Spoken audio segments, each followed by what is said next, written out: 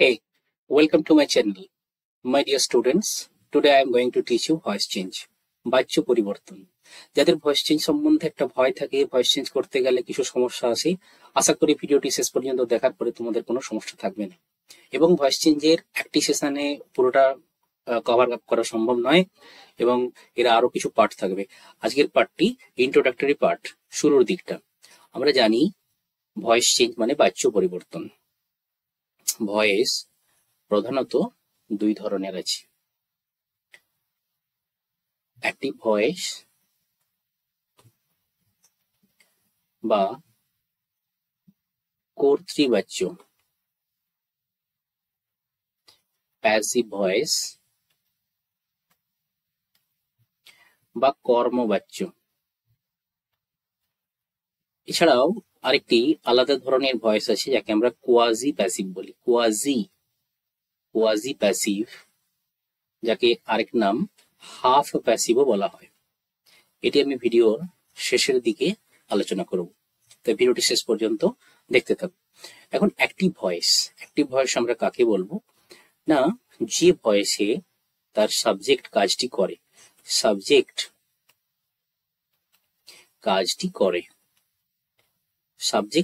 করে তাকে আমরা অ্যাক্টিভ ভয়েস বলি। যেমন আই ইট রাইস, এখানে আমি ভাত খাই, আমি সাবজেক্ট, তাই এই আমি কাজটা করছে। নেক্সট, দে প্লে ফুটবল, এখানে এই দে যে সাবজেক্ট, তারাই কাজটি করছে, খেলা কাজটি। ঠিক আছে, এরপর আমরা দেখব যে প্যাসিভ ভয়েসে সাবজেক্ট, কিছু কিছু ক্ষেত্রে প্যাসিভ ভয়েসে সাবজেক্ট তো থাকেই না, অবজেক্টের উপরে পুরো এমফাসিসটা অর্থাৎ জোরটা প্রয়োগ করা থাকে। এটাকে যদি আমরা প্যাসিভে চেঞ্জ করি তাহলে হবে rice is eaten by me. আমি চেঞ্জ করা শেখাচ্ছি, কিভাবে চেঞ্জ করতে হয় জাস্ট আমি বলছি, এরপরেই আমরা আসছি কিভাবে চেঞ্জ করতে হয়। নেক্সট, দে প্লে ফুটবল, এটা football is played by them, football is played by them. এভাবে প্যাসিভ, তো প্যাসিভে অবজেক্টের উপরে বেশি জোর দেওয়া থাকবে, সাবজেক্ট কিছু কিছু ক্ষেত্রে সাবজেক্ট থাকেই না। আমরা এবারে দেখব যে কিভাবে অ্যাক্টিভ টু প্যাসিভ চেঞ্জ করতে হয়। অ্যাক্টিভ টু প্যাসিভ চেঞ্জ করার নিয়ম,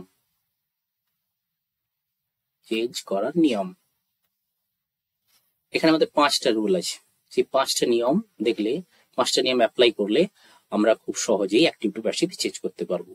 পয়েন্ট নাম্বার 1, 1 নম্বর পয়েন্ট, অ্যাক্টিভের অবজেক্ট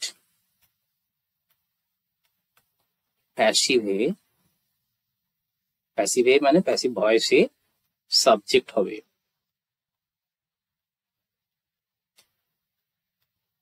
2 নম্বর, সাবজেক্ট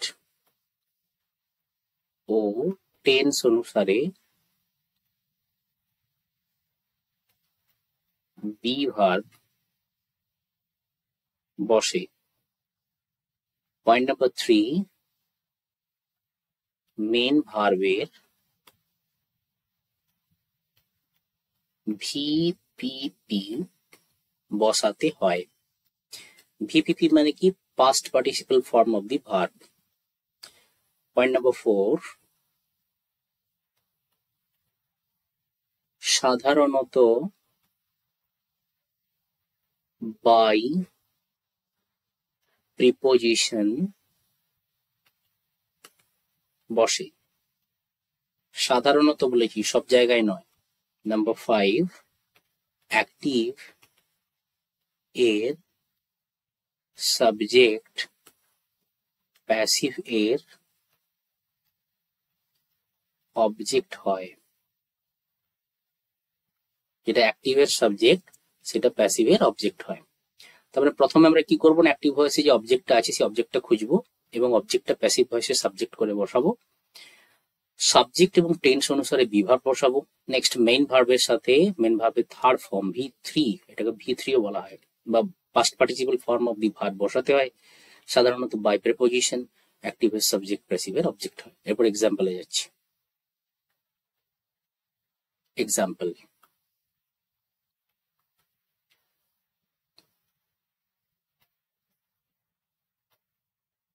এক্সাম্পল যেটা আমি নিয়েছিলাম, সাপোজ আই ইট ম্যাঙ্গো, আমি আম খাই। এখানে আই কি?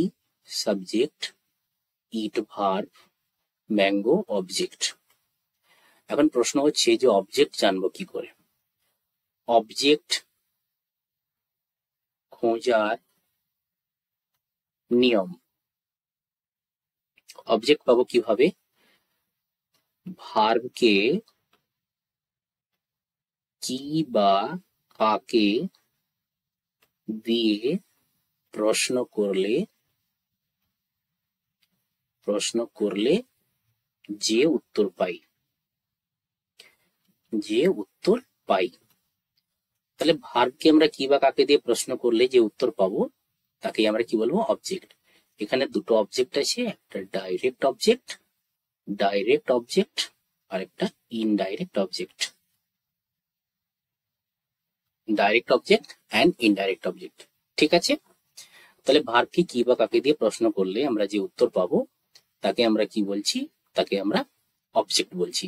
এখানে একটা ইম্পর্টেন্ট রুল মনে রাখার কথা, যেটা হচ্ছে ইন্ট্রানজিটিভস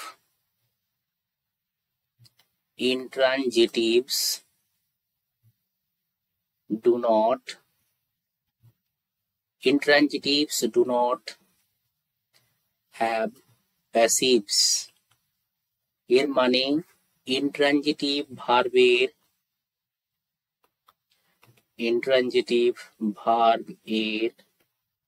প্যাসিভ ভয়েস হয় না। ইন্ট্রানজিটিভ ভার্বের প্যাসিভ ভয়েস হয় না। Just remember the point, this is very necessary, this is very important. তাহলে আমরা ট্রানজিটিভ ভার্বেরই ভয়েস চেঞ্জ করতে পারি। ট্রানজিটিভ ভার্ব কোনগুলো? না যেগুলোকে কি বা কাকে দিয়ে প্রশ্ন করলে উত্তর পাবো তারাই হচ্ছে ট্রানজিটিভ ভার্ব, এবং যে উত্তরগুলো পাবো তাকেই বলা হবে ডাইরেক্ট অবজেক্ট বা ইনডাইরেক্ট অবজেক্ট। দুটো অবজেক্ট ম্যাক্সিমাম আমরা পেতে পারি। I eat mango in this sentence, এখানে ভার্ব কোথায়? ইট মানে কি? খাই, খাওয়া। আমি কি খাই? তোর ম্যাঙ্গো। তাহলে আমি অবজেক্ট পেয়ে গেলাম, একটা অবজেক্ট। আমি কাকে খাই? কোনো অবজেক্ট পেলাম না, অ্যান্সার পেলাম না। তাহলে এখানে দ্বিতীয় অবজেক্ট নেই, একটাই অবজেক্ট পেয়েছি। একটাই অবজেক্ট মানে একটাই ভয়েস চেঞ্জ হবে। দুটো অবজেক্ট থাকলে দুটো টাইপের ভয়েস চেঞ্জ করা যায়। Okay, according to rule number 1, first rule আমার কি ছিল? না, ফার্স্ট রুল ছিল এই অ্যাক্টিভের অবজেক্টই প্যাসিভে গিয়ে সাবজেক্ট হবে। তাহলে আমরা প্যাসিভে চেঞ্জ করার সময় ফার্স্টে ম্যাঙ্গো বসাবো। নেক্সট ছিল যে সাবজেক্ট অনুসারে এবং টেন্স অনুসারে একটি বিভাগ বসাবো। এটা প্রেজেন্ট টেন্সে আছে। এখানে subject third person singular number, mango third person singular number, তাই তো? তাই ইজ বসবে প্রেজেন্ট টেন্সে, ম্যাঙ্গো ইজ। থার্ড পয়েন্ট কি ছিল? না third form of the verb VPP, এইটা হচ্ছে ভার্ব, এর থার্ড ফর্ম কি? ইটেন, ঠিক আছে? ফোর্থ পয়েন্ট ছিল generally by preposition. Fifth point ছিল অ্যাক্টিভের সাবজেক্ট প্যাসিভ অবজেক্ট হবে, বাই মি, ঠিক আছে? Rule 1, rule 2, rule 3, rule 4, rule 5 বারবার করে দেখে নিও, ভয়েস চেঞ্জ একদম ইজি হয়ে যাবে। আমি আরো এক্সাম্পল দিচ্ছি, যেটা দিয়েছিলাম, we play football, subject verb object, ঠিক আছে? ফার্স্ট এই অবজেক্ট এখানে সাবজেক্ট হয়ে আসবে ফুটবল। নেক্সট ইজ, যেহেতু এটা প্রেজেন্টে আছে, third form of the verb played, by preposition we থেকে us. Rule number 1, rule number 2, rule number 3, 4, 5 clear? This is passive voice. আরো এক্সাম্পল,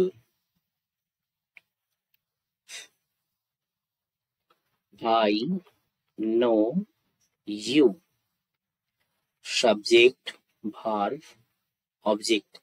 অবজেক্ট কি করে পাবো? ভার্বকে কি ভাগ আগে দিয়ে কোশ্চেন করলে আমি আগে বলেছি। নো মানে কি জানা, আমি কি জানি, উত্তর নেই। কাকে জানি, উত্তর ইউ, তাহলে ইউটা ফার্স্টে যাবে। ইউ প্রেজেন্ট টেন্সে আছে, তাই ইউ এর পরে প্রেজেন্ট টেন্সে বি ভার্ব কি বসে? আর। নো থেকে থার্ড ফর্ম নোন, এখানে বাই বসবে না, নোনের পরে সবসময় টু বসে। You are known to, I থেকে me, this is passive. You are known to me, ঠিক আছে। এটা যদি আমি পাস্ট টেন্সে করতাম, আই নিউ ইউ, আমি তোমাকে জানতাম, চেঞ্জ করলে ইউ, এই আরটা চেঞ্জ হয়ে যে পাস্ট টেন্সে যেতে ওয়ার হবে। নিউ মানে নো থেকে তার third form known, you are known to, I থেকে me, this is the passive voice. Clear? আশা করি বুঝতে পেরেছো। এরপরে আমরা দেখব যে টেন্স অনুসারে, according to tense, according to tense, active to passive, tense অনুসারে কিভাবে অ্যাক্টিভ থেকে প্যাসিভে পরিবর্তন করা যায়, ঠিক আছে। তার জন্য আমি একটা চার্ট ড্র করছি। একদিকে থাকলো আমার টেন্স,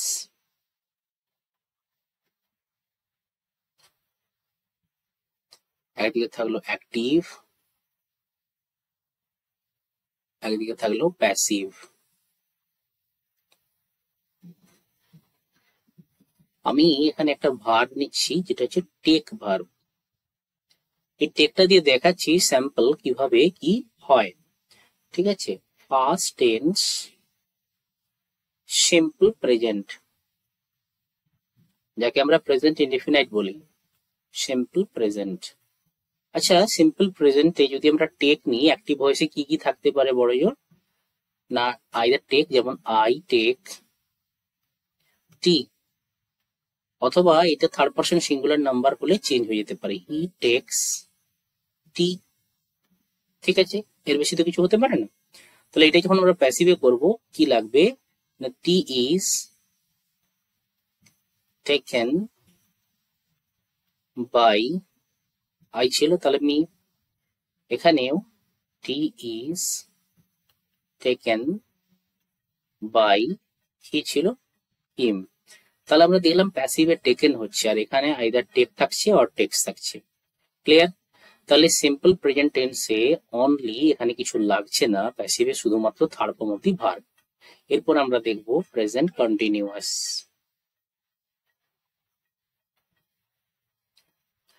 প্রেজেন্ট কন্টিনিউয়াস টেন্স, এখানে একটাই form, I am taking tea, or he is taking tea. এখানে তো এস ইএস আই এস এগুলো কিছু লাগবে না, কারণ ওটা তো অনলি সিম্পল প্রেজেন্ট টেন্সে লাগে। ক্লিয়ার? তাহলে অ্যান্সার হবে টি ইজ, এখানে বিং প্লাস ভি3, tea is being taken by me, আর এখানেও tea is being taken by, just এই সাবজেক্টটা চেঞ্জ হয়ে যাবে অবজেক্টে। ক্লিয়ার? তাহলে আমরা এখানে কি যোগ করলাম? বিং টেকেন, বিং টেকেন এখানে যোগ করলাম। এরপর আমরা যাব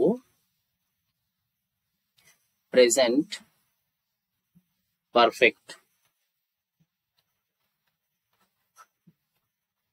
প্রেজেন্ট পারফেক্টে I have taken tea, or he has taken tea, ঠিক আছে। হ্যাভ or হ্যাজ বসবে এখানে, তাহলে চেঞ্জ করলে কি হবে? It has been taken by me, অথবা এদিকে it has been taken by হিম।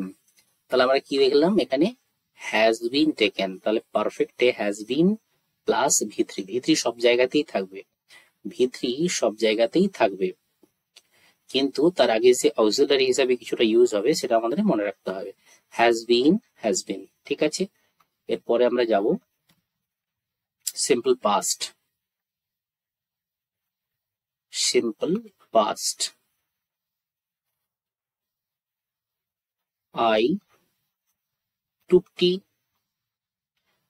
এখানে তো আর চেঞ্জ হবে না, ই দিলেও তাই হবে, তাহলে টি জাস্ট ওখানে ইজ ছিল সিম্পল প্রেজেন্টে, এটা ওয়াজ হয়ে যাবে, it was taken by me. Past continuous, I was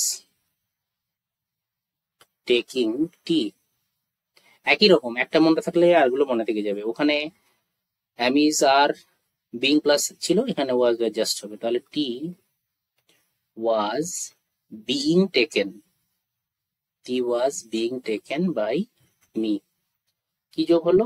only being taken, আর এদিকে was আছে, যেহেতু past tense তাই was, ঠিক আছে। past continuous, past perfect, I had taken tea, I had taken tea, কিচ্ছু হবে না, এখানে শুধু বিন একটা এসে যাবে, it had been taken by me, had been যোগ হয়ে গেল, হ্যাড বিন আর কোন তো থাকবেই থাকবে, ঠিক আছে। এবারে simple future, I shall take T, tea will be taken by me, will be taken আসলো সাবজেক্ট অনুসারে থার্ড পারসন সিঙ্গুলার, তাই উইল হয়েছে। যদি কখনো সাবজেক্ট সিঙ্গুলার থাকে তাহলে শ্যাল হবে, ঠিক আছে। এরপরে আমরা যেটা দেখব সেটা হচ্ছে কিছু মডেলস, যেমন মডেলস কোনগুলো, ক্যান, কুড, শ্যাল, শুড, মে, এগুলো এগুলো কিছু নয়, এগুলোর সাথেই এখানে এসে জাস্ট বি লিখে যাবে। যেমন I can take it, I can take T, it can be taken by me, only দেখো ক্যানের পরে বি এসে লিখেছে। I may take T,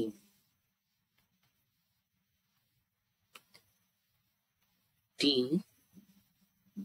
can, can ছিল না, এখানে কি মে দিয়েছে, তাহলে it may be taken by me. এইভাবে কিছুই না, মোডালসে শুধুমাত্র যা থাকবে তার সাথে বি লাগিয়ে দিলেই হবে, ঠিক আছে। এরপরে তাহলে কত ইজি টেন্স গুলো আমরা দেখলাম, টেন্স গুলো বারবার অ্যাপ্লাই করব। নেক্সট আমরা এবারে জানবো রিটেইনড অবজেক্ট।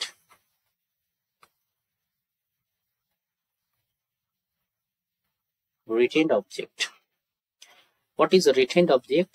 না যদি কোনো অ্যাক্টিভ ভয়েসে দুটো অবজেক্ট থাকে তখন যে কোনো একটিকে ধরে ভয়েস চেঞ্জ করতে হয়, অন্যটি অপরিবর্তিত থাকে, অন্যটি অপরিবর্তিত থাকে, আনচেঞ্জ থাকে। যেটি আনচেঞ্জ থাকে তাকে রিটেইনড অবজেক্ট বলে, তাকে রিটেইনড অবজেক্ট বলে। তাহলে কোনো সেন্টেন্সে যদি আমরা দুটো অবজেক্ট পাই, তার মধ্যে যে কোনো একটিকে ধরে আমরা ভয়েস চেঞ্জ করবো, অন্যটি যদি আনচেঞ্জ অবস্থায় থাকে তাকে আমরা রিটেইনড অবজেক্ট বলবো। Example, he gives me a cake. আচ্ছা, আমরা অবশ্যই কি করে পাবো? ভাত gives, সে দেয়, সে কি দেয়? উত্তর এ কেক। অবজেক্ট 1, সে কাকে দেয়? আমাকে দেয়, মি। অবজেক্ট 2। ঠিক আছে, এই ইনএনিমেট অবজেক্ট গুলো, যেগুলো মানুষ নয়, যেগুলো থিংস, তাদেরকে ডাইরেক্ট অবজেক্ট বলে। যেগুলো আমরা হোয়াট কোশ্চেন দিয়ে অ্যান্সার পাই। আর এটা ইনডাইরেক্ট। সাধারণত ইনডাইরেক্ট গুলো মানুষ বা কোনো প্রাণী হয়।